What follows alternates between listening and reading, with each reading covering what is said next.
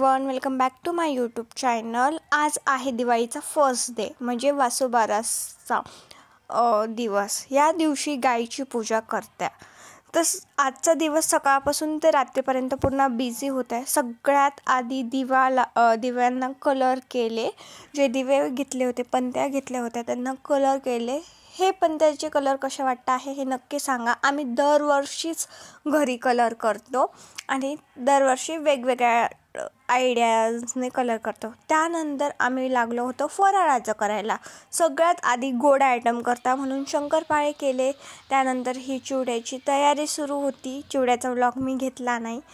त्यानंतर मग आम्ही गेलो होतो डीमार्टला काही शॉपिंग करायची होती त्यासाठी। आणि तिथली लाईटिंग त्यांनी खूप भारी लावली होती। ती उजाड होता म्हणून ती इतकी दिसत नव्हती, पण पूर्ण डीमार्टला लाईटिंग लावली होती। त्यानंतर मग पूजा वगैरे मांडली, लाईटिंग लावली।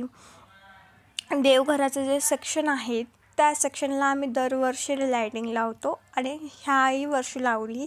इथे गोमातेची पूजा केली। रिअलमध्ये पण करतो आणि घरात पण करतो। घरातल्या जे गाय वासरू असतं देवघरातलं त्याची पण। आणि आमचं देवघर खूप भारी दिसत होतं। तुम्हाला कसं वाटतं आहे हे देवघर हे नक्की कमेंट करून सांगा मला।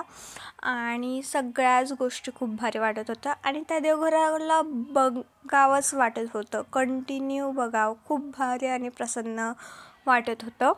त्यानंतर मग आम्ही बाहेरची लाईटिंग लावली।